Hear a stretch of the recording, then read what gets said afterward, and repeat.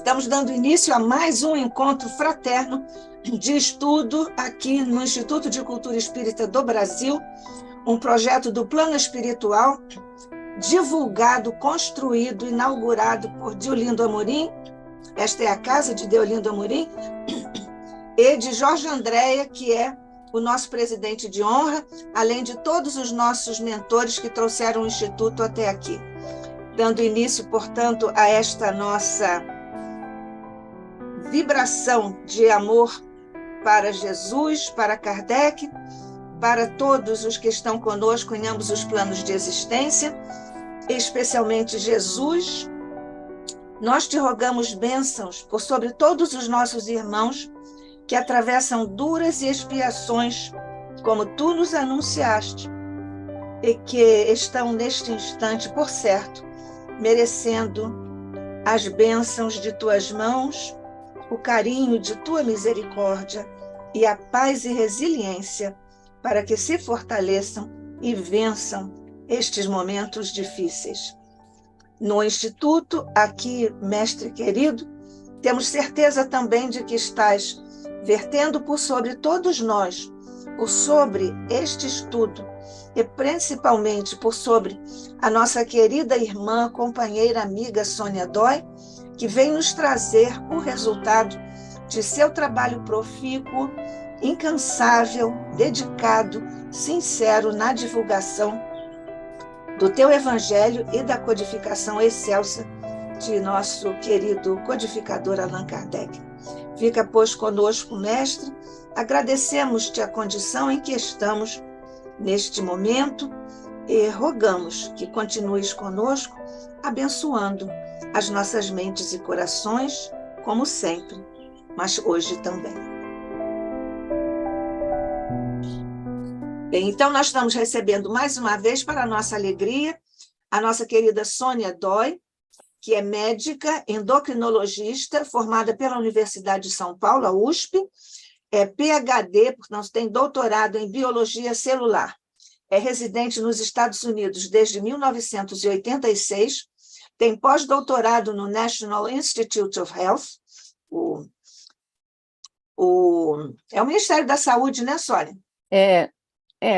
Não é bem ministério, mas enfim, mais Instituto de Pesquisa. Mais ou menos, né? Professora associada e pesquisadora, mais ou menos 22 anos, na University Services University, é revisora clínica do Food and Drug Administration, aposentada na vida profissional, presidente da Allan Kardec Spiritist Society of Maryland, United States Spiritist Medical Association, International Spiritist Medical Association. São as famosas AMES. A Sônia preside a Associação Médico Espírita nos Estados Unidos e a Internacional. E também é, naturalmente, a presidente da Sociedade Espírita Allan Kardec de Maryland. Então, Sônia, vamos dar sequência aos seus estudos. Hoje, Sônia vai nos falar sobre efeitos da fé na saúde, efeito da espiritualidade, religiosidade, ciência, efeito da prece, ciência, efeito de práticas espiritualistas / espíritas, ciência. Seja bem-vinda mais uma vez, somos todos ouvidos. Muitíssimo obrigada, bom dia, minha querida Nádia, bom dia a todos. É um grande prazer e uma honra estar aqui nesta oportunidade de me comunicar com todos vocês que nos seguem aí, que seguem os estudos do Instituto de Cultura Espírita do Brasil. Muitíssimo obrigada, eu agradeço muito. E vamos continuar com o nosso estudo. Eu vou colocar aqui a minha apresentação. Então, o tema que nós iniciamos, o tema geral, fala sobre a fé e as respostas celulares. Hoje, especificamente, Na vez passada nós falamos sobre a fé em si, definição, os efeitos placebo-nocebo. Hoje nós vamos falar um pouquinho mais dos efeitos da fé na saúde. E eu gostaria de fazer uma recapitulação breve do que nós já conversamos na vez passada, porque são coisas relevantes que nós precisamos levar em consideração no que nós vamos conversar hoje. Então, nós falamos sobre a definição de fé como crença, como confiança, e utilizamos essa imagem que representa aquele episódio quando, no meio da tempestade, Jesus vai ao encontro dos discípulos e Pedro, vendo Jesus andar sobre as águas, pede que o chame porque ele também quer andar sobre as águas ao encontro de Jesus, e ele realmente o faz, mas em um determinado momento ele sente medo dos ventos, das ondas turbulentas, e no momento que ele sente medo, ele começa a afundar. Então, nós vemos aí um exemplo muito significativo do que realmente é essa confiança que nós precisamos ter. A crença é essa confiança que não pode falhar, porque no momento que ela falha, nós perdemos os benefícios dela. Esse é um exemplo muito bonito sobre a confiança, a fé como confiança. Falamos também da fé, dessa confiança como efeito terapêutico. E o exemplo, também um exemplo que eu gosto muito, porque é muito forte esse exemplo, da mulher, da história daquela mulher que tinha uma hemorragia há muitos anos, e ela tem a confiança, ela ouve falar de Jesus, ela tem a confiança de que se ela chegar até ele, mesmo que ele não a veja, se ela tocar a barra das vestes dele, ela seria curada, e realmente foi. Então, nós vemos o quão forte era a fé dessa mulher. Ela nem precisava que Jesus a tocasse como ele fazia normalmente com as curas. Ela tocou levemente as vestes dele e foi curada. E ele diz, a tua fé te curou, como ele dizia normalmente nos casos em que as pessoas saíam curadas. Então, nós vemos novamente a força da fé para esse efeito terapêutico. Discutimos também que, nesse caso, nós referimos à fé religiosa, mas o mecanismo desta crença, desta confiança, é válida também quando se trata de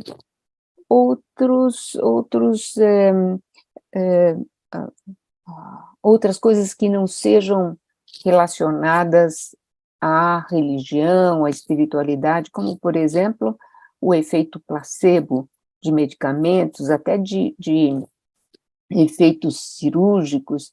Então, aquele efeito em que o paciente tem uma confiança tão grande que o medicamento, que o procedimento cirúrgico vai funcionar, e ele, por si, ativa esses mecanismos de cura, e este medicamento que não tem absolutamente nenhum efeito ativo como terapêutico, nenhum efeito farmacológico, vai sim resultar em um benefício para o paciente. Mas falamos também do malefício, né, no efeito nocebo. E aí nós discutimos alguns dos pontos que levam ao efeito nocebo, ou seja, aquela perda da fé, a perda da confiança, ou então uma confiança, um pensamento negativo, um efeito negativo. Então, a fé de obter um efeito positivo levaria ao efeito placebo, mas o medo,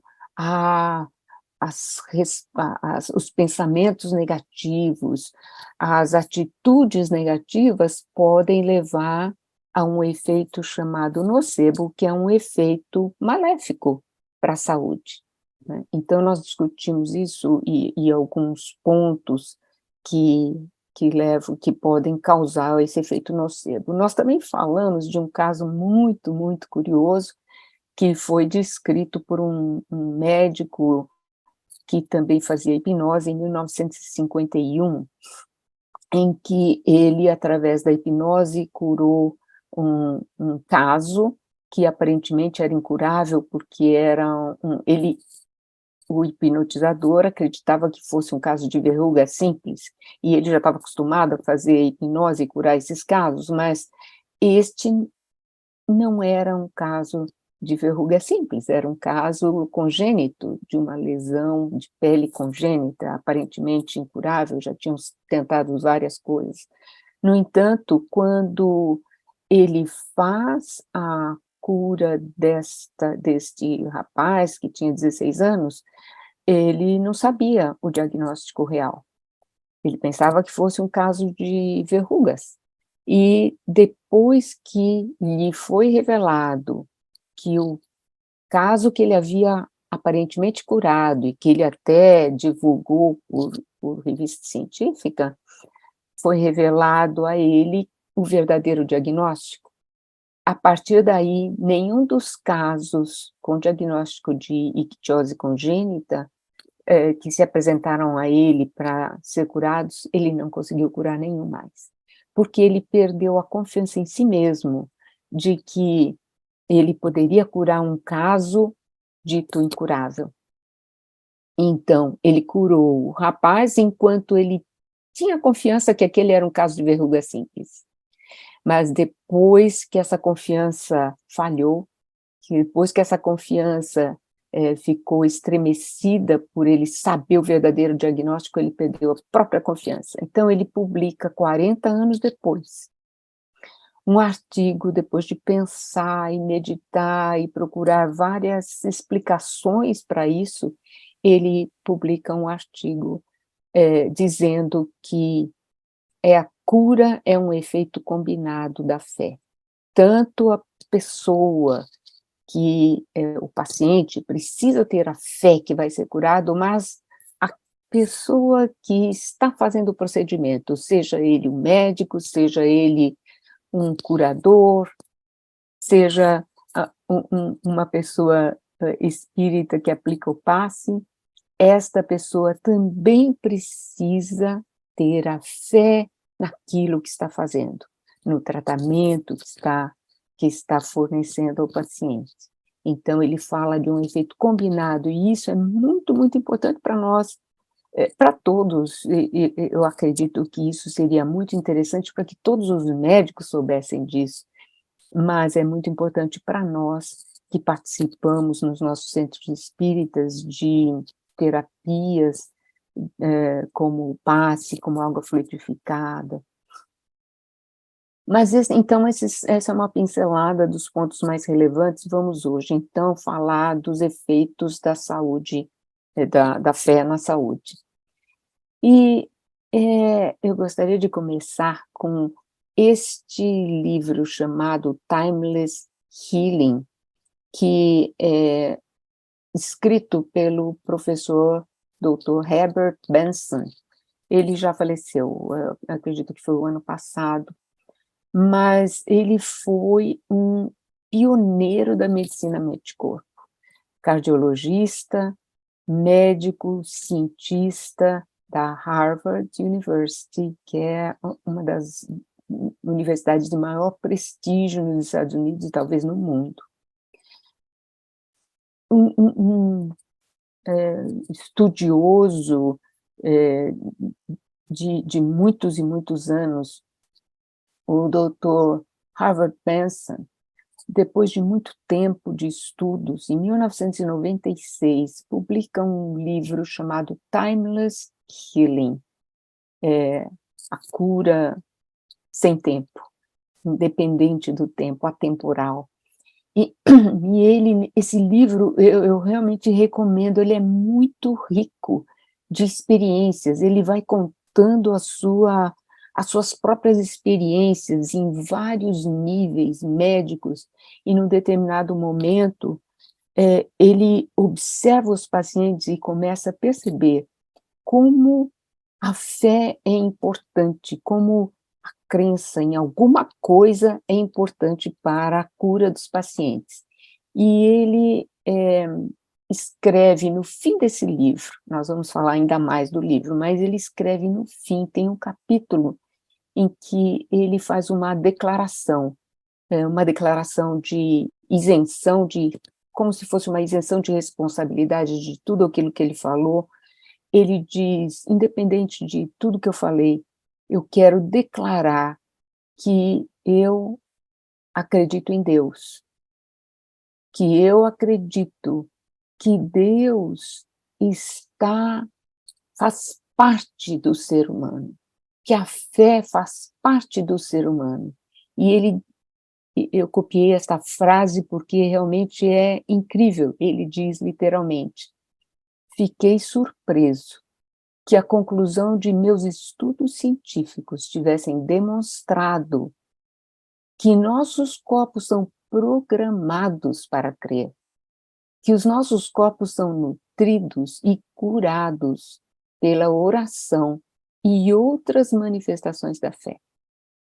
Então, no fim de todos os estudos científicos, quando se procura algo mais a nível orgânico, ele chega a essa conclusão, que na realidade nós somos programados para crer, e esta fé, essa crença é que nutre e nos cura. Então, é uma assertiva muito importante, saindo de uma pessoa que estudou medicina profundamente. Então, o Dr. Benson, ele foi o criador de uma prática, quando ele começou a fazer esses estudos e notou que a fé tinha um valor importante na cura dos pacientes, na recuperação dos pacientes, ele criou uma prática de meditação que ficou muito famosa até hoje, se usa, chamado Relaxation Response.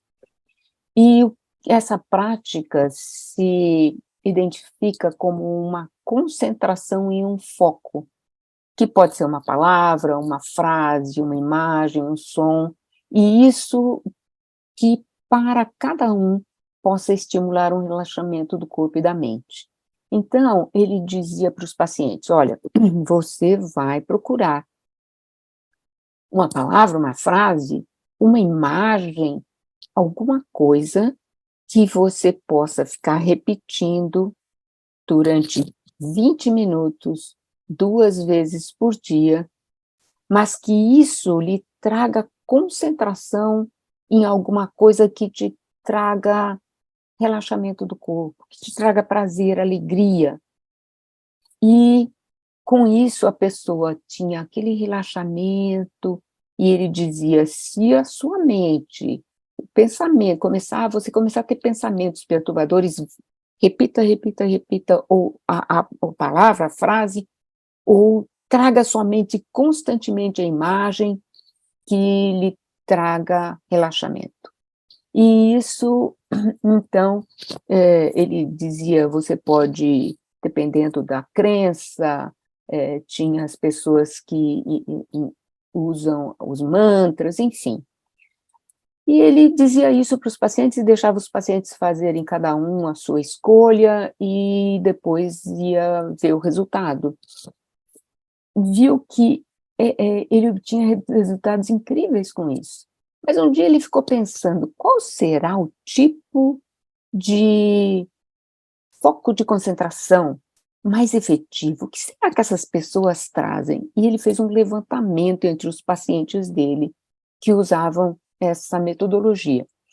E ficou surpreso em ver que 80% dos pacientes, sem que ele sugerisse isso, escolhiam orações como foco de concentração, ou uma frase religiosa, algo religioso, independente da religião que praticava. Cada um, dentro da sua religião, escolhia algo do âmbito religioso, em vez de uma frase qualquer, em vez de uma visão qualquer.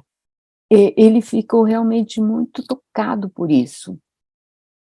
E, além do relaxamento físico, as pessoas relatavam sentir uma experiência espiritual, algo espiritual que os tocava, que trazia relaxamento e que, na realidade, trazia benefícios na saúde. Então, estas pessoas que obtinham essa experiência espiritual relatavam a presença de uma energia, uma força. Elas diziam: eu sinto uma energia, uma força, um poder. Algumas citavam Deus, e esta energia, esta força que eles sentiam, estava ao mesmo tempo fora deles, mas muito próxima a eles. Alguns sentiam essa força dentro deles. É como se fosse uma coisa ambígua, externa, age externamente, mas está dentro de mim, ou muito próxima a mim.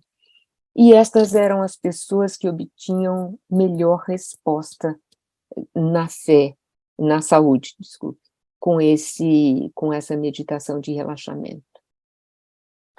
Diz o Dr. Herbert Benson, quando ele relata isso no livro, que ele usou métodos científicos. Ele tentou isolar e medir essa energia por todos os métodos que ele conhecia. E essa energia, ele diz, a qual tantas culturas atribuem benefícios medicinais, mas nunca obtive sucesso. Ele, meio frustrado, revela que ele sabia, os pacientes revelavam essa energia, essa força, mas ele não conseguia medir. E isso é, de uma certa forma, paralelo a outra frase muito interessante do Dr. William Osler, que eu já mencionei no estudo passado.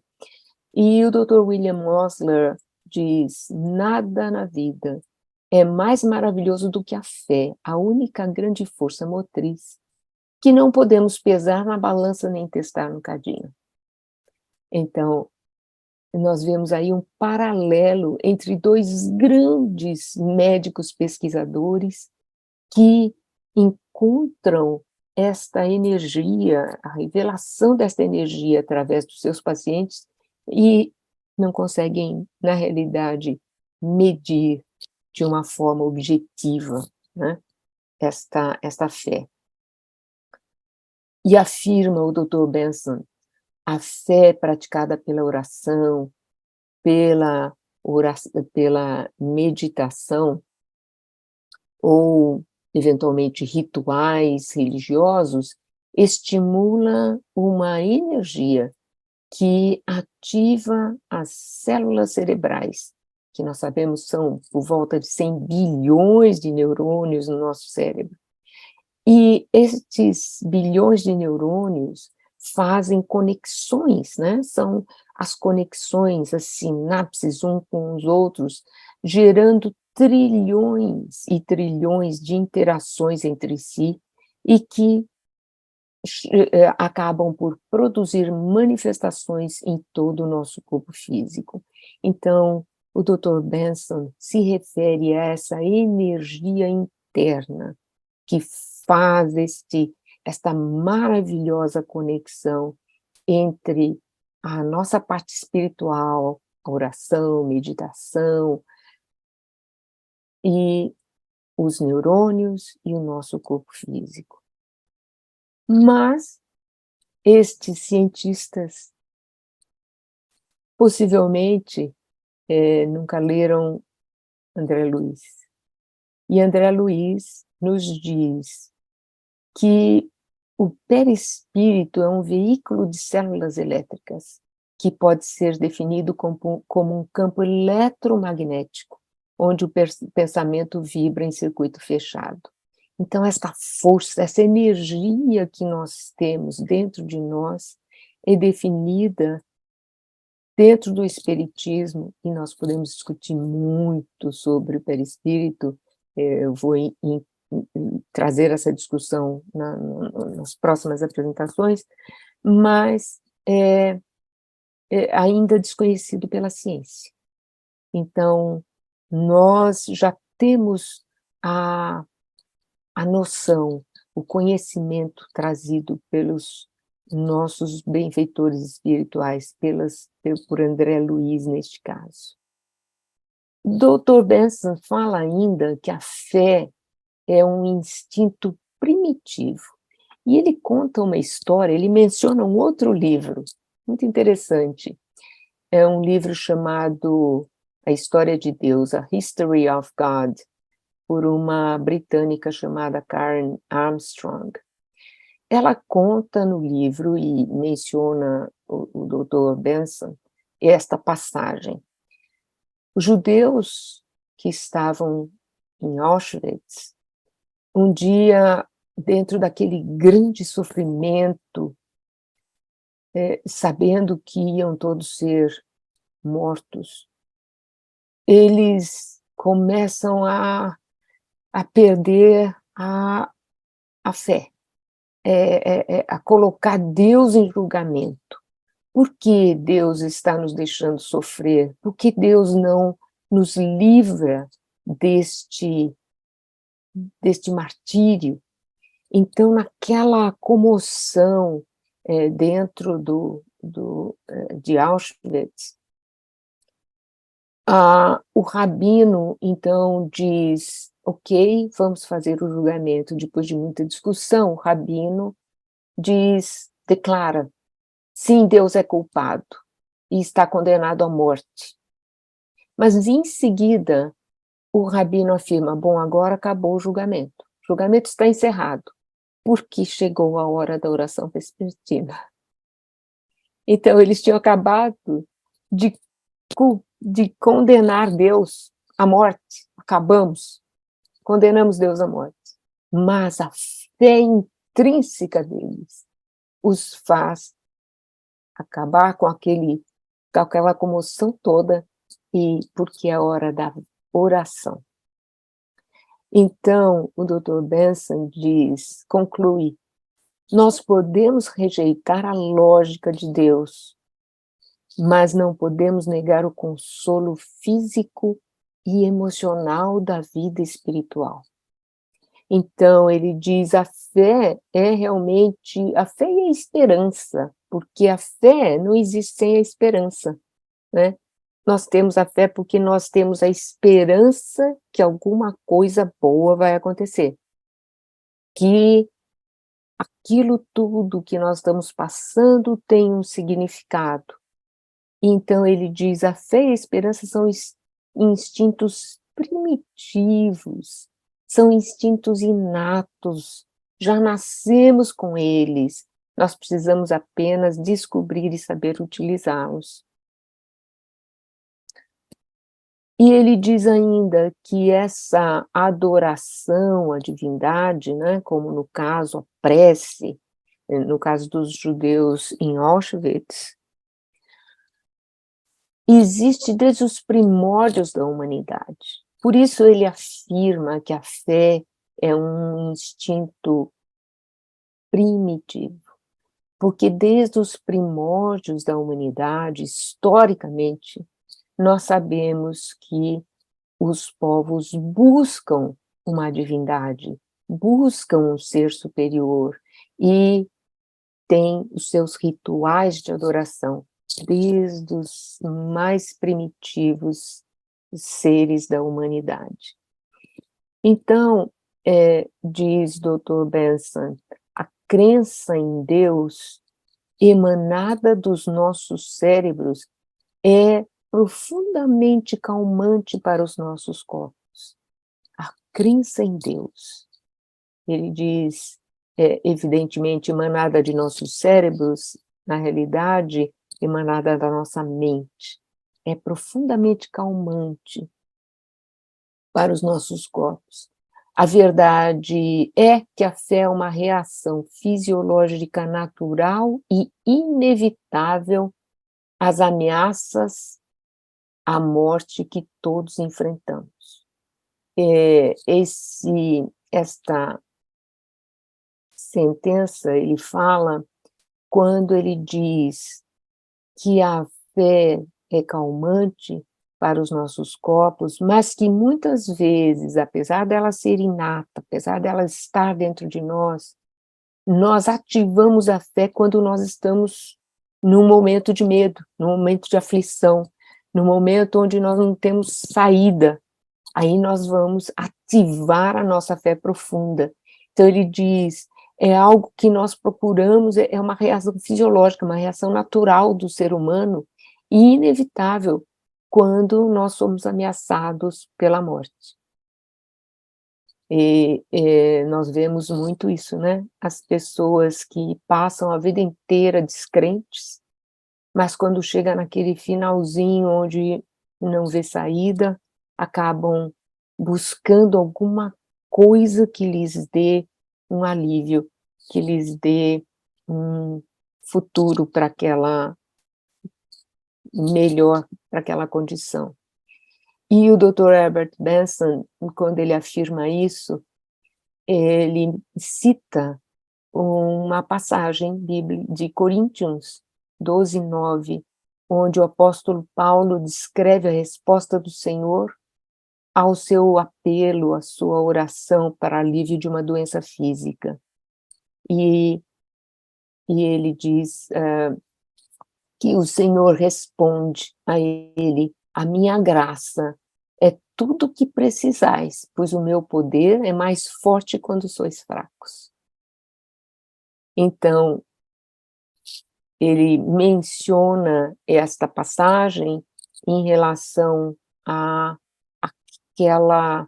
necessidade que nós temos de buscar a fé, de buscar a Deus quando nós nos sentimos fracos, quando nós nos sentimos falindo. E aí é quando nós sentimos a graça de Deus, o poder de Deus maior. Na realidade, o poder sempre está lá, mas é o nosso sentido. Então, nós vemos que a fé é, na realidade, uma manifestação de espiritualidade.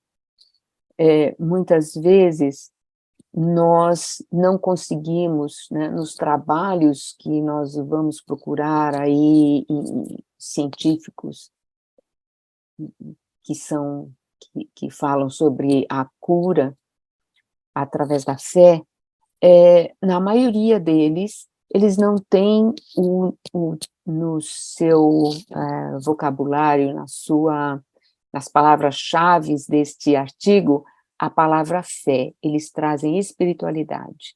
Então, ou às vezes religiosidade, porque justamente a fé, como nós já vimos, não pode ser medida, não tem parâmetros para se medir a fé. Mas existem parâmetros que foram criados para se medir religiosidade ou espiritualidade.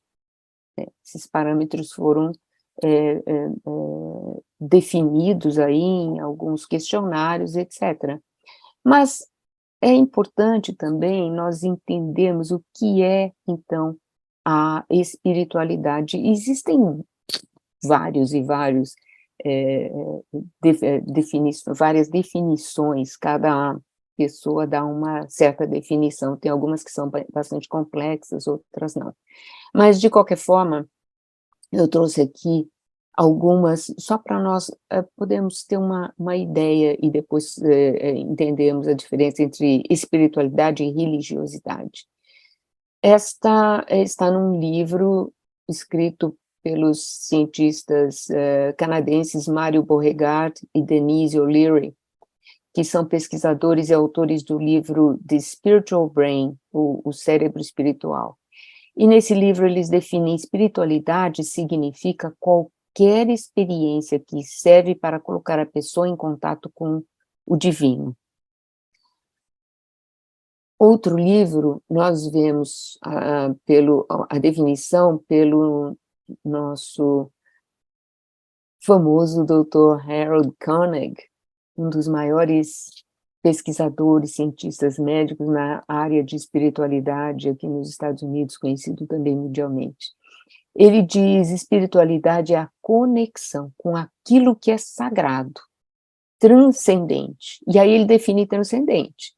O transcendente é o que está fora do eu, mas também dentro do eu. Lembram-se do que o Dr. Benson observa nos seus pacientes? Eles observam uma energia que está fora e dentro ao mesmo tempo. E então esse transcendente que está fora e dentro do eu pode ser definido como Deus, ou uma divindade, um poder superior, ou então uma verdade, uma realidade final para as pessoas que se dizem não religiosas. Então, de qualquer forma, é uma conexão com algo que não faz parte do mundo material. O Dr. Alexander Moreira Almeida, nosso grande cientista na área de espiritualidade aí no Brasil, tem as definições de espiritualidade, religiosidade e religião. Ele diz: espiritualidade é a relação do ser humano com o transcendente, né? O que nós já vimos também dito pelo Dr. Koenig, com aspectos não materiais, não físicos da existência, tais como deuses, espíritos ou uma realidade, uma verdade absoluta. Então, isso é, na verdade, paralelo ao como o Dr. Koenig define. O Dr. Alexander ainda diz: religião é o aspecto institucional da espiritualidade, que é formado por um conjunto de práticas, crenças compartilhadas por um grupo, cujas práticas têm o objetivo de aproximar o indivíduo com o transcendente, ou com a espiritualidade, mas é definido de uma forma, de um aspecto institucional, uma igreja, algo que tem uma estrutura. E a religiosidade é o nível de envolvimento da pessoa com esse grupo religioso. Então, vemos que espiritualidade tem um aspecto mais amplo, porque ela não necessita que a pessoa tenha este envolvimento com um grupo religioso. A pessoa pode manifestar a espiritualidade de uma forma individual, enquanto que a religiosidade é ligada a uma estrutura religiosa, a determinadas práticas religiosas ou crenças. Então, como eu disse, a maioria das pesquisas que são publicadas não são encontradas com a palavra-chave fé. Algumas são, mas a maioria nós vemos se nós colocarmos as palavras-chave espiritualidade, religiosidade e saúde. E quando se colocam essas palavras-chave, atualmente, ontem, na realidade, eu fiz de novo essa pesquisa, e tem mais de 18 mil artigos publicados com estas palavras-chave. E eles falam, então, da espiritualidade, da religiosidade, várias práticas religiosas, meditação, e isto é medido de várias formas. E estes artigos, muitos deles falam da correlação entre espiritualidade e religiosidade, com uma melhor qualidade de vida em pacientes com doenças crônicas, câncer, ou então uma melhor resposta a tratamento, por exemplo, pacientes que estão em quimioterapia, pacientes que estão em tratamento para HIV. Muitos relatam, fazem a conexão entre espiritualidade, religiosidade e redução de níveis de hormônios de estresse, ou o melhor coping, que é, na realidade, uma palavra que não existe uma tradução literal em português, mas que significa uma melhor atitude para se lidar com a doença. Então, essas são as formas de como as pessoas relatam a associação entre espiritualidade, religiosidade e saúde. Existem outras, mas essas são as principais. E aí eu trouxe alguns artigos só para poder ilustrar na realidade. Este artigo, eu deixei o título em inglês, ele fala sobre religiosidade, espiritualidade e os comportamentos em relação à saúde de adultos jovens que são sobreviventes de câncer. E mede o estilo de vida desses sobreviventes de câncer em relação à religiosidade e espiritualidade. Então, ele faz essa associação em 167 jovens que são sobreviventes de câncer. E nesta pesquisa, os resultados obtidos mostram que o comparecimento, a atividade religiosa teve um impacto pequeno no comportamento dessas pessoas, mas experiências espirituais tiveram uma maior performance, um melhor resultado, um melhor impacto no comportamento dessas pessoas. Comportamento em relação à resignação, a se cuidar melhor, a ter um olhar mais positivo para a vida. Então, aqui, apesar de que aqui nós vemos que a espiritualidade, a experiência espiritual, teve um impacto mais benéfico do que a atividade religiosa, né, o comparecimento a cultos religiosos, ou, enfim, aquela atividade relacionada à igreja, à instituição religiosa, existem artigos que não mostram diferença entre uma coisa e outra, existem artigos que falam que a religiosidade é melhor do que a espiritualidade. Mas, numa grande maioria, ou eles não conseguem medir a diferença, ou existe um benefício maior das pessoas que falam de parâmetros espirituais em vez de estar ligados a uma instituição religiosa. E nós já sabemos, né, isso vai ser algo que eu vou dissecar mais nas próximas apresentações, que a interação espírito, mente e corpo, ela se faz de uma interação entre a mente, o sistema nervoso, o sistema endócrino, que é representado pelos hormônios, e o sistema imune, que é um sistema de defesa. Então, muitos desses artigos publicados em relação à espiritualidade, religiosidade e saúde medem alguma coisa no sistema nervoso ou no sistema endócrino, algum tipo de hormônio, geralmente o cortisol, é um dos hormônios, porque é um hormônio de estresse, é um dos hormônios chaves para se medir o efeito da espiritualidade, da religiosidade, ou algo do sistema imune. Muitas vezes os parâmetros usados são medidas no sangue de substâncias chamadas citocinas. Então, isto é só para dizer como é que estes artigos avaliam a interação da religiosidade com o nosso corpo físico.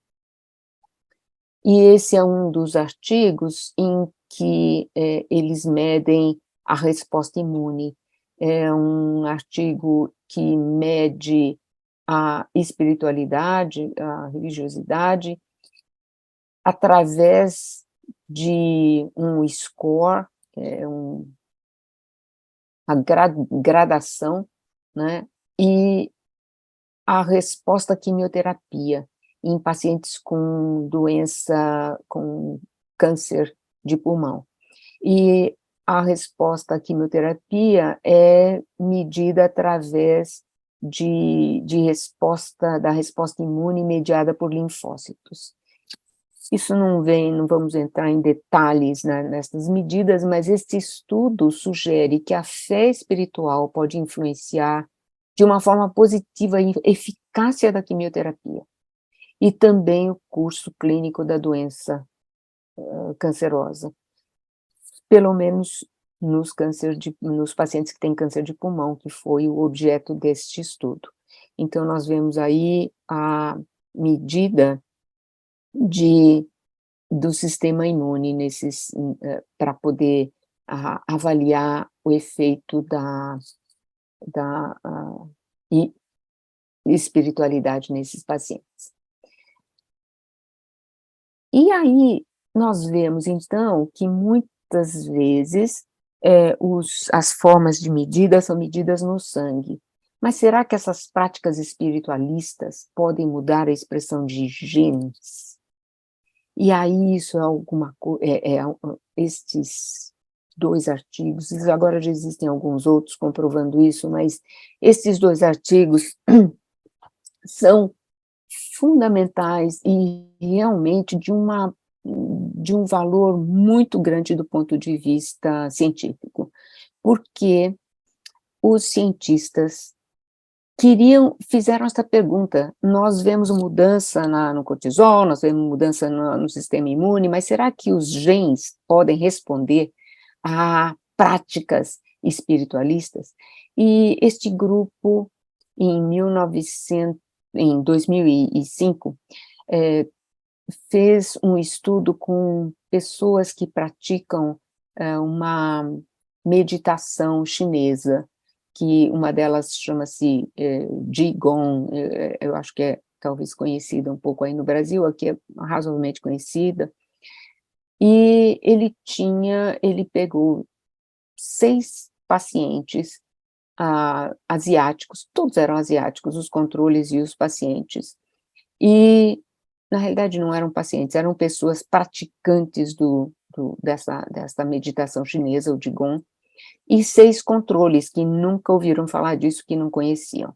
Fez o segmento destas pessoas de 1 a 2 anos, e depois fez o antes e o depois. Ele avaliou os genes em neutrófilos por técnicas extremamente, como eu diria, caras e de muita precisão. Essas técnicas, uma delas eu nem quis traduzir isso, porque é muito conhecida dessa forma, o microarray e o recombinant polymerase amplification, RPA. Estas 2 técnicas são muito precisas na determinação da modificação da resposta dos genes. Então, o que eles chegaram à conclusão? Fizeram estas avaliações, esses estudos do comportamento dos genes antes e depois destas pessoas praticarem o Qigong e dos controles, e viram que os genes relacionados à melhora da imunidade tinham melhor resposta contra a inflamação e também tinham um aumento da função fagocitária. Então, o estudo deles mostra uma melhora da imunidade, uma melhor resposta contra a inflamação e um aumento da função fagocitária, através destes estudos. Então, eles viram que os genes responsáveis por estas respostas tinham um efeito positivo depois da prática do Qigong, enquanto que aquelas pessoas que foram controles, ou seja, não tiveram prática nenhuma, não tinha alteração nem para melhor nem para pior. Aí um outro grupo, vendo esse trabalho, resolve usar outras técnicas e aumentar o número de pacientes e fazer um estudo mais complexo. Este artigo, publicado 3 anos depois do primeiro, já tem, em vez de 6 e 6, eles têm 19 pessoas e 20 controles. Estas 19 pessoas praticavam algum tipo de relaxamento, de meditação, yoga e outros tipos de meditação, enfim, para realmente dizer, será que é o Qigong especificamente, ou outras formas de relaxamento, de meditação funcionam? Ele fez isso comparando o antes e o depois, em um tempo muito mais curto, 8 semanas de prática, em vez de 1 a 2 anos. E mediu de novo a expressão dos genes por essa técnica bem específica chamada microarray, e o resultado que eles obtiveram foi exatamente semelhante ao do estudo acima. Só que eles observaram mais coisas. Primeiro, isso funcionou a um curto prazo, de 8 semanas. Os que ficaram por mais tempo também, evidentemente, tiveram a mesma resposta. Ou seja, os genes pró-inflamatórios, que aumentam a inflamação, tiveram uma redução de atividade. E os genes que eram anti-inflamatórios tiveram um aumento de atividade. Então, um efeito benéfico em ambos os sentidos. Diminui o efeito inflamatório e aumenta o anti-inflamatório. E nós sabemos que a maioria das doenças no organismo, sejam elas quais forem, tem um componente inflamatório. A outra coisa que esse estudo observou é que os controles que não sabiam nenhum dessas formas de relaxamento, quando eles eram treinados para isso, eles tinham o mesmo resultado. Então, este grupo, Dr. Juzek, diz os efeitos benéficos podem ser conseguidos se as pessoas que não fazem que não têm esta prática, que não praticam esta meditação, começarem a praticar. E aí, nós sabemos que quase todas as enfermidades, até aquelas que parecem aparecer de repente, né, estão direta ou indiretamente relacionadas com uma forma individual de pensar, agir no passado ou no presente. E André Luiz nos afirma que o programa genético pode ser alterado pelo bom ou mau comportamento, que o estado mental projetado sobre os bióforos, que nós vamos comentar mais tarde, nas próximas apresentações, ou unidades de força psicossomática no citoplasma da célula, podem, então, mudar o programa genético. Então, o que nós vimos cientificamente já tinha sido nos dito através de André Luiz, né? Isso está no livro Evolução em Dois Mundos. Assim como a fé pode influenciar a saúde para melhor, a falta de fé, ou a fé que a gente pode dizer doente, pode influenciar para pior. Então, também existe o efeito placebo-nocebo neste sentido.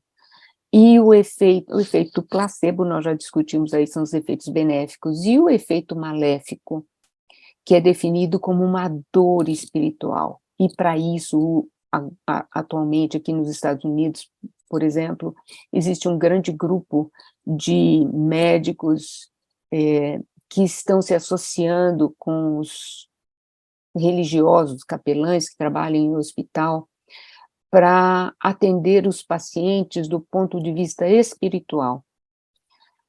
Atendê-los, e identificar e atendê-los naquilo que eles denominam dor espiritual. De onde vem essa dor espiritual? Muitas vezes a frustração com a religião.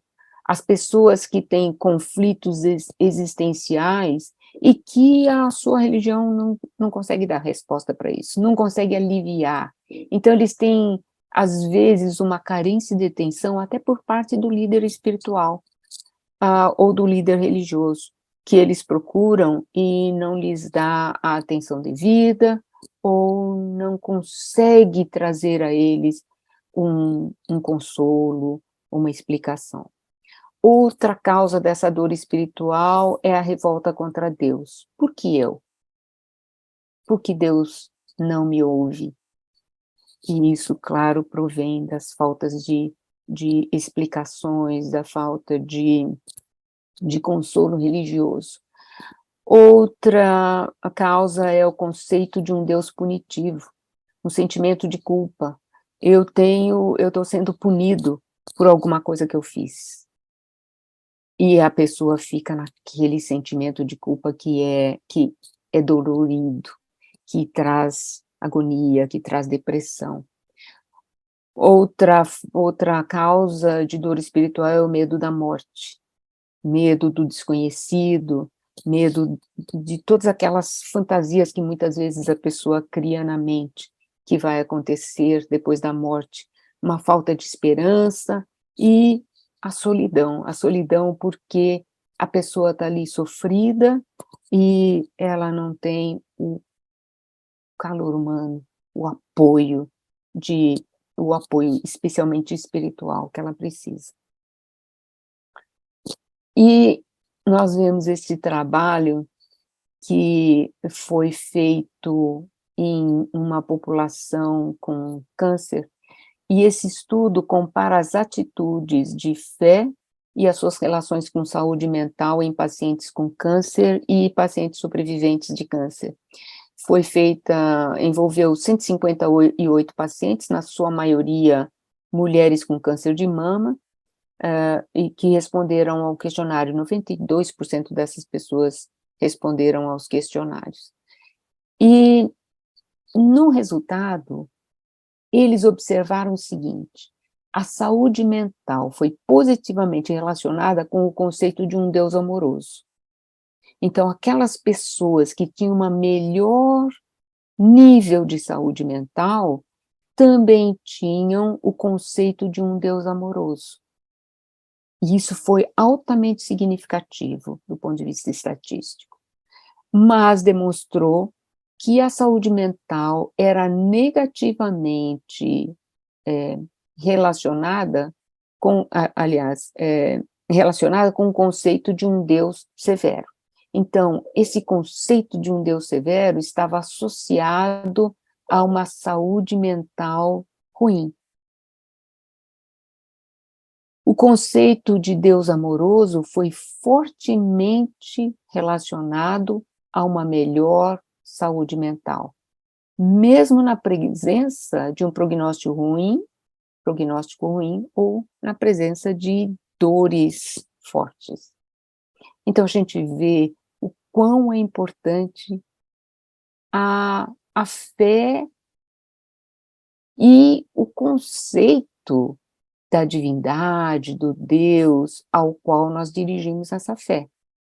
Então, a pessoa pode ter uma fé, ela pode ser religiosa, mas se o Deus que ela adora, o Deus que ela acredita é um Deus punitivo, é um Deus que castiga, ela pode ter uma fé doente, uma fé que não vai ajudá-la. Ao contrário, vai exercer um efeito nocivo.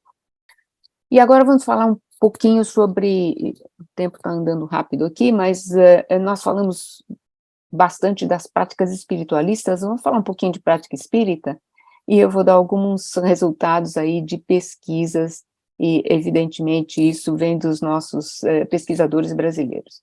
É importante, já falei também da vez passada, que a atitude de fé, e nós falamos aí a fé do doador e do receptor. É importante que, nesse caso ilustrado, a pessoa que está recebendo o passe precisa ter a fé, precisa estar receptivo, numa atitude receptiva, ou então todos aqueles benefícios vão ser dispersos.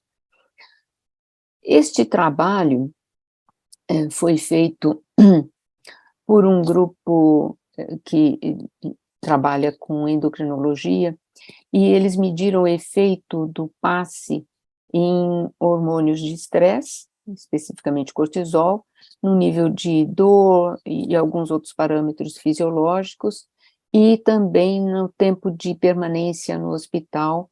Isso foi feito em crianças, em bebês que nasceram antes do tempo, preterm, um grupo randomizado. Então, como eles fizeram isso?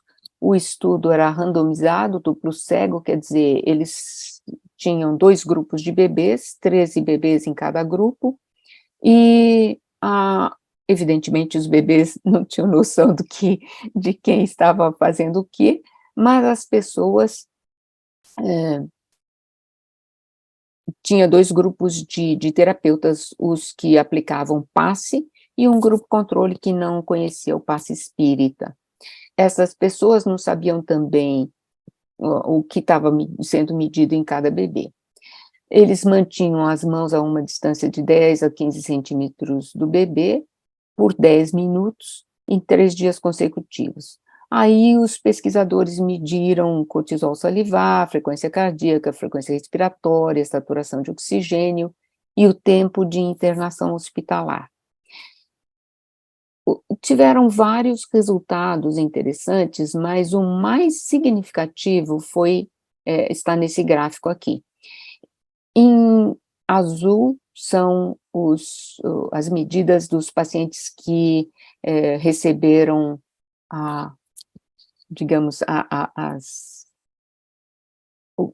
controle, que as pessoas aplicavam as mãos sobre eles, mas não conheciam o passe.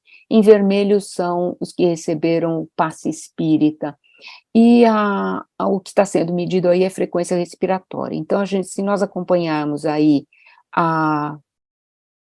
os pontinhos azuis, nós vemos o início, depois de um dia, antes do segundo dia, depois do segundo dia, antes do terceiro dia, depois do terceiro dia. A linha, ela começa a subir um pouquinho e se mantém estável. Os pontinhos vermelhos, nós vemos que começa ali mais ou menos no mesmo nível dos azuis, mas ao longo do tempo, após o primeiro dia, após o segundo, após o terceiro, a frequência respiratória vai diminuindo. E o que a frequência respiratória está indicando aí? O nível de estresse. Quanto mais estressado, nós respiramos mais arfantes, né? E aí os bebês com respiração mais atenuada depois do terceiro dia de passe. O cortisol salivar, a frequência cardíaca, a saturação de oxigênio, tudo melhorou também com o passe mais do que nos controles. O tempo de internação hospitalar também foi mais curto, os bebês que receberam passe saíram do hospital mais cedo.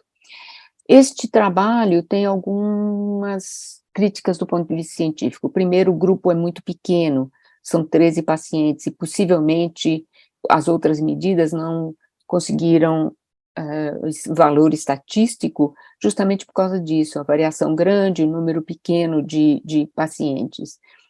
E também era importante que tivesse um outro grupo controle, um grupo que não recebeu nem passe e nem as mãos sobre eles de pessoas que não praticavam passe. Por quê?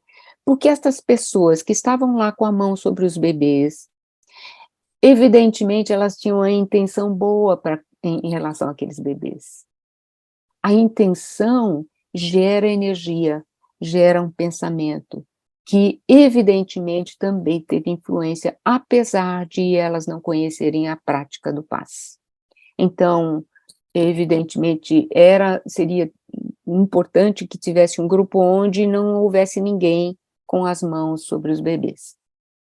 Mas é um trabalho extremamente significativo porque os bebês não têm noção que eles estão recebendo. Então, tira ali o fator de influência psicológica, né?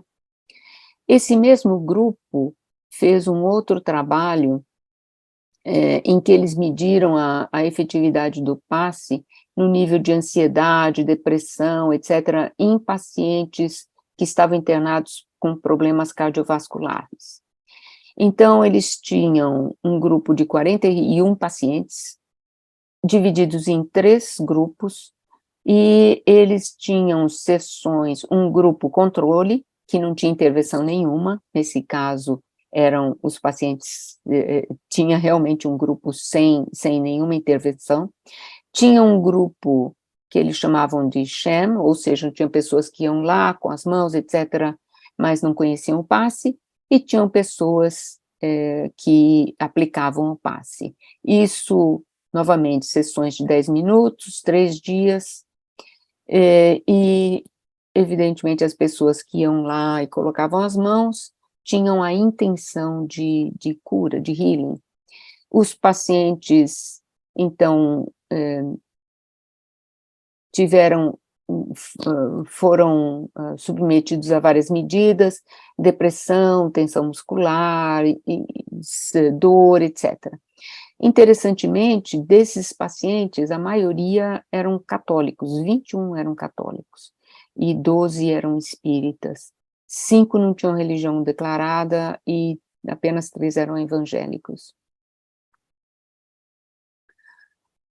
De todas as medidas, esta foi a mais interessante, onde se mediu os níveis de ansiedade e o nível de depressão. Baseline antes dos procedimentos e após o terceiro dia de procedimentos. O primeiro grupo é o grupo controle, o segundo é o grupo com passes, e o terceiro é o grupo denominado sham, que é onde as pessoas não conheciam o passe, mas aplicavam a mão. E nós observamos aqui, no grupo com passes, se nós olharmos o grupo controle, antes e depois de 3 dias, não houve alteração no nível de ansiedade, nem no nível de depressão. No grupo sham, onde eles colocavam as mãos, mas não conheciam o passe, também os números são quase idênticos, né? Antes e depois, o nível de ansiedade, antes e depois o nível de depressão. Só o nível, o grupo onde as pessoas aplicaram realmente passe espírita, houve uma diminuição significante da ansiedade e da depressão, passando de um nível de 4 para 3 e de 6 para 4. Então, estas são medidas objetivas, realmente, com um grupo controle e um grupo que não recebia passe. O doutor Luchetti, também muito conhecido aí no Brasil, fez esse trabalho já é de vários anos atrás, 2013, mas é um trabalho significante para demonstrar que o passe, a energia aplicada, ela também tem efeito em bactérias, e isso é importante porque as bactérias, até onde nós sabemos, não pensam, não podem aí ter o seu efeito fé. Então, o efeito fé é agora do aplicador. E o doutor Luchetti, então, fez 3 grupos de bactérias, um que recebia passe, o outro que não tinha, que recebia as mãos, mas sem pessoas que não tinham condicionamento, que não conheciam passe, e outros que não recebiam nada. O que ele dizia para as pessoas que iam lá colocar as mãos sobre as bactérias, de novo, eram sessões de 10 minutos, 3 dias, 10 a 15 minutos de distância das placas de bactérias.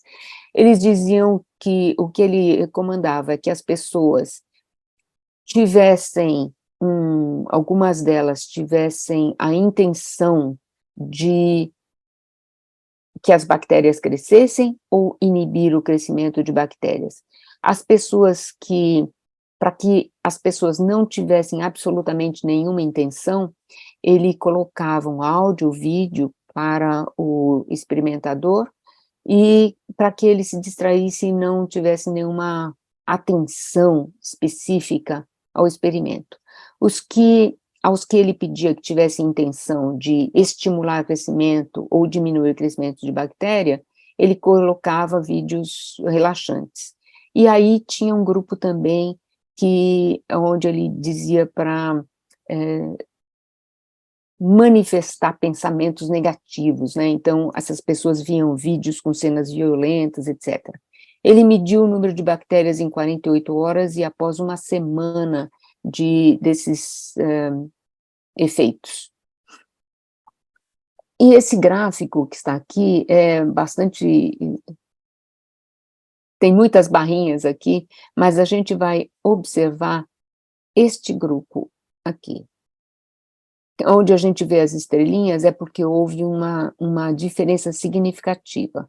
A barrinha mais escura são as placas de bactérias onde as pessoas que aplicavam o passe agiram. Os outros eram pessoas que ou não conheciam passe ou não tinha a ação de ninguém. Então, nós observamos que houve uma diferença estatisticamente significante nos grupos aonde o Dr. Luchetti orientou que essas pessoas manifestassem a intenção de inibir o crescimento das bactérias. Então, a inibição foi bastante grande em relação aos outros grupos, em 48 horas e também uma semana depois. Quando foi pedido para aumentar o número de bactérias, não funcionou. Mas isso é meio, ele até escreve isso no artigo, é compreensível, porque nós vemos a bactéria como um ser que causa danos, né? Então, nós não queremos que a bactéria cresça, por mais que, se a gente quer ter um efeito bom, se nós estamos com um pensamento bom, automaticamente nós não vamos querer que as bactérias cresçam. Então, aí, realmente, o grupo de passes não funcionou para aumentar o número de bactérias, mas teve um efeito diferente, significantemente diferente dos outros, na diminuição, na redução do número de bactérias. Nós falamos um pouquinho do passe, tem muitos outros artigos, mas isto foi só para ilustrar, e nós utilizamos nos centros espíritas a água fluidificada. Não há, dentro do meu conhecimento, de tudo que eu pesquisei, nenhum artigo com a água fluidificada espírita, através dos centros espíritas. Mas este artigo é muito interessante porque ele foi feito com o Healing Touch, que é também a imposição de mãos, e com o Reiki. Eles foi um grupo que recrutou 286 praticantes, 254 de Healing Touch, da imposição de mãos, e 32 de Reiki. Eles colocaram frascos de água em um laboratório, longe das pessoas, dos praticantes. E, através de uma fotografia enviada por e-mail, eles pediam aos praticantes: no dia tal, hora tal, durante 10 a 15 minutos, vocês vão fazer uma meditação com a mensagem de alterar o estado vibracional das moléculas de água, ou seja, energizar os frascos marcados. Isto foi feito e eles mediram nestes frascos, depois do tempo de estudo, o pH da água, a conductância elétrica, a intensidade do campo magnético. Houve, sem dúvida, mudanças em todos esses parâmetros, ou seja, o frasco de água que estava designado para que eles mandassem essas vibrações, mostrou uma alteração de pH, uma alteração de condutância elétrica, e outras medidas que eles fizeram, físicas e químicas na água. Mas o mais interessante, eu não trouxe esses gráficos, porque são muito difíceis de nós interpretarmos, mas esse gráfico aqui me impactou. Isto foi a medida da intensidade de campo magnético em volta dos frascos de água no laboratório. Estas pessoas, esses praticantes que mandavam as suas vibrações para os frascos de água, estavam muito distantes do laboratório. O laboratório era em Portugal, na cidade de Porto. Alguns deles estavam em Portugal, 32 apenas, mas 254 deles estavam localizados nos Estados Unidos, Canadá, Austrália, Peru e Holanda, ou seja, países diferentes, né? E vejam o nível da intensidade do campo magnético que foi medido aonde estavam os frascos. Isto teve uma elevação incrível em cerca de 8 dias, que foi o período onde eles começaram a medir a intensidade, onde as pessoas começaram a emitir as suas vibrações, até por vários dias. Esta vibração durou por vários dias. Desculpe, aqui não é 8 dias depois, aqui é a data, né, do mês onde eles mediram. Mas no dia em que eles começaram a enviar as vibrações para os frascos de água, houve um aumento incrível em um dia, e este aumento de vibração, de campo magnético, perdurou por cerca de 15 dias, praticamente 15 dias, e depois decaiu. Então, isto ilustra o quão importante é a nossa vibração, né? Dentro dos centros espíritas, o nosso campo vibracional perdura lá mais do que o tempo que nós ficamos lá no centro. E, evidentemente, esse experimento também ilustra o quanto nós influenciamos, né? O nosso nível energético pode realmente influenciar as moléculas de água. E eu trouxe aqui uma frase do Dr. Jorge Andréa, não frase, mas uma citação do Dr. Jorge Andréa no livro Enfoques Científicos na Doutrina Espírita. Ele diz, nesse livro, que antes de se manifestar no corpo físico, as doenças já afetaram o perispírito e alteraram a função dos seus centros vitais. Nos diz também que a aura é uma projeção do perispírito e mostra os sinais da doença antes de ser detectada no corpo físico. E nos lembra que é assim que os espíritos que trabalham no reino da cura podem diagnosticar e trabalhar a cura de acordo com o mérito de cada pessoa. Dentro do espiritismo, nós conhecemos já estes mecanismos, e então a demonstração científica do passe, da água fluidificada, nós sabemos que isto vai se manifestar no nosso perispírito, trazendo as alterações, modificando aquelas alterações doentias que estão incrustadas no nosso perispírito e trazendo estas modificações para o corpo físico. O Dr. Jorge Andréa diz, então, que os espíritos que trabalham no reino da cura podem diagnosticar e trabalhar a cura de acordo com o mérito de cada pessoa. Isto é importante nós lembrarmos, né? A cura nem sempre ocorre, mas não é porque Deus não quer ou porque nós não temos fé, mas depende do nosso mérito. Enquanto o espírito está parcialmente separado do corpo físico, diz André Luiz, durante o sono ou meditação, os espíritos benfeitores podem fazer mudanças profundas no perispírito, que gradualmente produzem mudanças no corpo somático. De novo, a cura de acordo com o mérito, né? Reiterando o que o doutor Jorge Andréa, o que nós lemos do doutor Jorge Andréa. Nos diz ainda André Luiz, esta intervenção espiritual é grandemente facilitada pela oração e quando a mente do paciente é enriquecida pelo poder transformador da fé.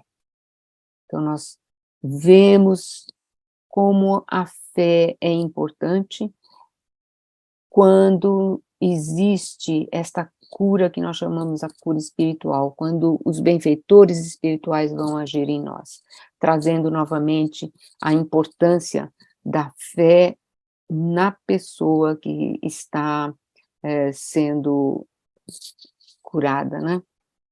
Bom, isto encerra a nossa apresentação do dia de hoje, e na próxima semana nós vamos continuar falando mais profundamente, mais especificamente, dos mecanismos da interação mente-corpo.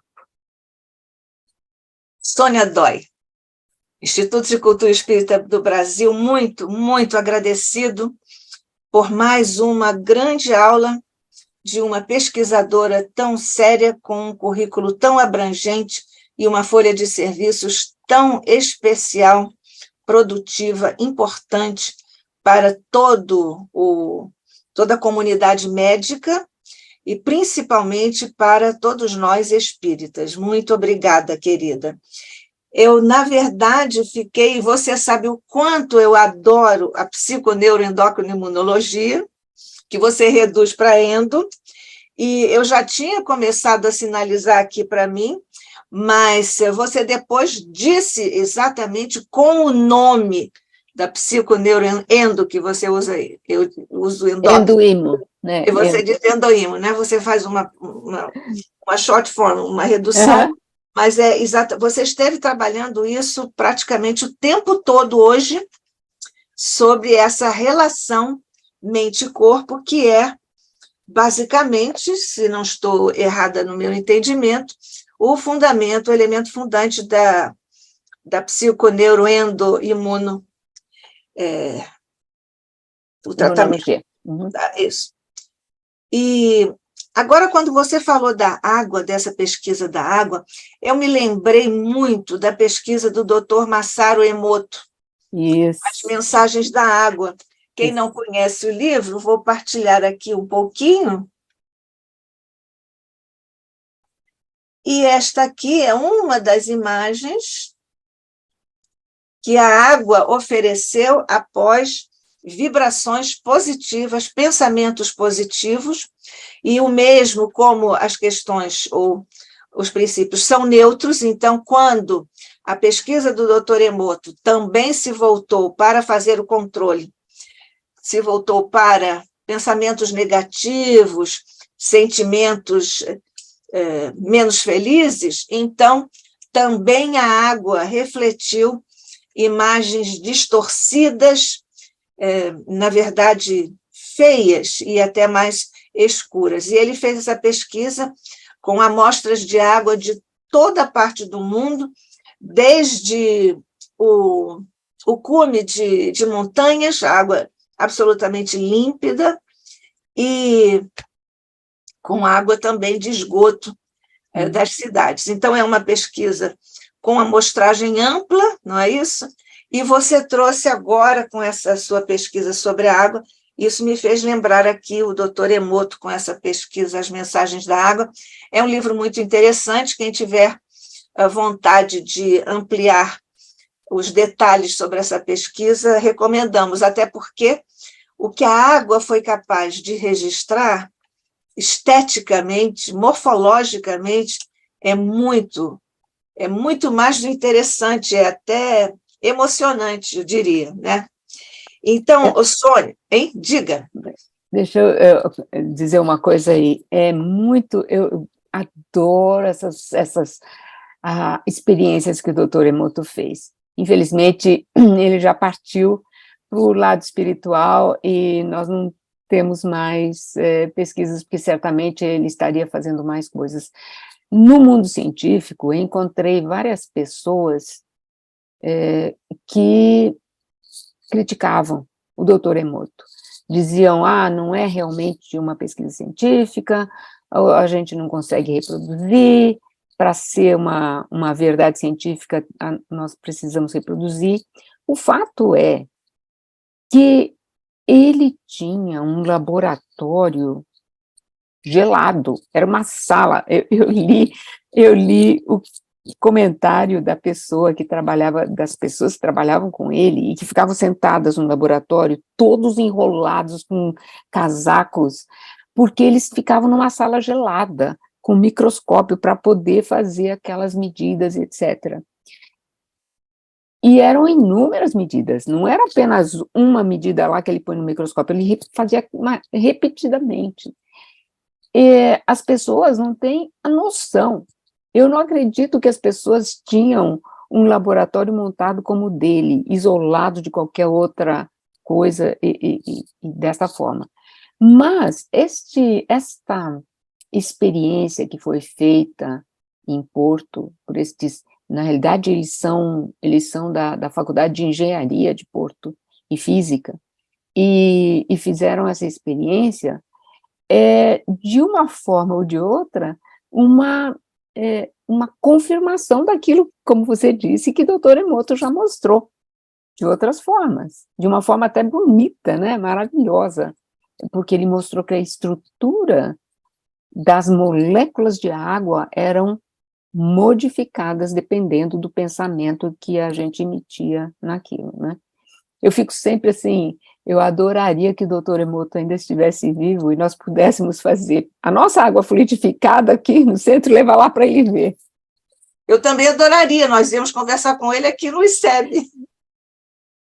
Não é? É uma coisa muito apaixonante. Ele veio aqui ao Brasil, esteve no Rio, eu fui à apresentação dele aqui no Rio de Janeiro, foi muito, muito importante, muito bonito, né? De ele fazer isso justamente com a água que nós sabemos que é, aspas, a bebida que Deus nos deu a todos, né?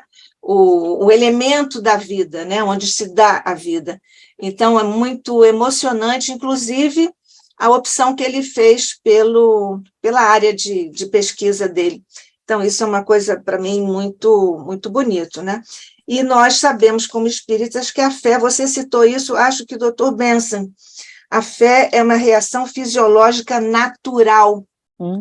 Essa questão aqui da dimensão fisiológica da fé é muito impressionante, porque nós sempre entendemos a fé como alguma coisa imaterial, transcendente, o próprio Paulo fala disso, né? Mas aqui o Dr. Benson dizer que é uma reação fisiológica natural me tocou bastante. Ele faz esta referência porque quando ele está fazendo as pesquisas dele, ele percebe que a fé é algo que está ligado, e ele fala isso numa das frases, está ligada com todo o nosso sistema neuroendócrino, imuno, etc., com todo o nosso... Então, a fé pode fazer, através da oração, da meditação, nós fazemos o nosso coração bater mais compassadamente, a nossa respiração ficar mais calma, os hormônios se modificarem. Por isso que ele diz que a fé é intrinsecamente fisiológica. Ele diz, existe algo que liga a fé com toda a movimentação do nosso sistema.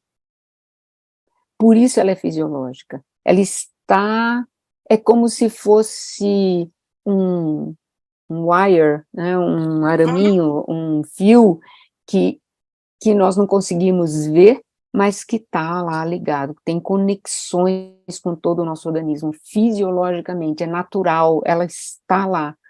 E é realmente, né?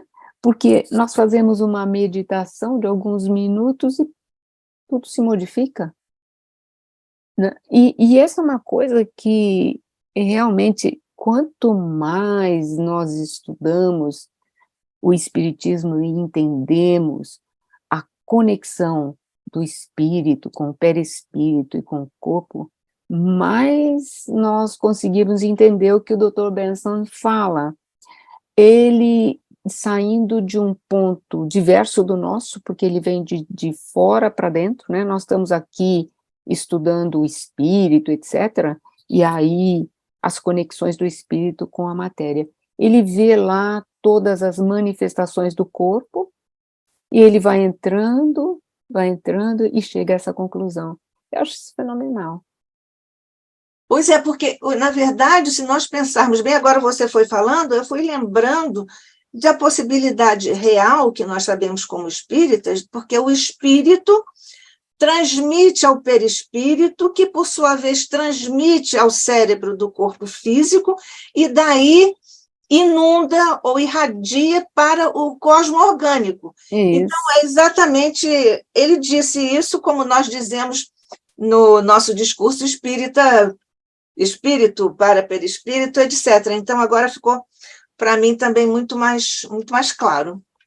Eu acredito que se ele tivesse tido a oportunidade de conhecer o que nós falamos, ele iria fazer uma conexão completa. Completa, exatamente. Olha, nós temos aqui o Cláudio Henrique de Castro, está nos cumprimentando. Bom dia a todos. Bom dia para você também, Cláudio Henrique. Fique conosco sempre em todos os nossos estudos, são sempre muito proveitosos. E temos aqui também, deixe-me ver aqui, nós temos aqui duas pessoas queridas, Lúcia Moisés, Nádia, abraços para você e para a doutora Sônia, eu a conheço, gosto muito dela, eu também. A irmã da Lúcia está aí nos Estados Unidos, exatamente. É uma valiosa colaboradora aqui do nosso Centro Espírita. Pois é, e a Lúcia já foi a segunda mensagem da Lúcia, porque primeiro ela deu bom dia e disse que boa oportunidade de poder ouvir a doutora Sônia Dói, e a Nádia Valles, está bom dia a todos, a tua fé te curou, Jesus, e outros companheiros também que estão conosco em ambos os planos de existência, e a cuja presença nós somos todos muito agradecidos por estarem conosco, certamente sob o amparo de Jesus, do manto de Maria, da presença e da vibração de nossos anjos da guarda e de nossos mentores queridos, rogando-te, Mestre amado, nesta hora, que continues a verter bênçãos por sobre nossa querida Sônia Dói, para que possa continuar em teu nome, divulgando as belezas dos desdobramentos no campo da ciência, que também é abençoado por nosso Pai, para que possamos sempre, cada vez mais, reafirmar a beleza e a verdade profunda de teu Evangelho e da aula excelsa, magna, que é a codificação de nosso querido Allan Kardec. Guarda-nos, Jesus, em tua fé, em tua paz, em tua resiliência, em tua misericórdia. Abraça-nos a todos, Jesus, abençoando-nos com tua paz e tua luz em nossas mentes e corações, sob o olhar de nosso Pai. Assim seja, hoje e sempre.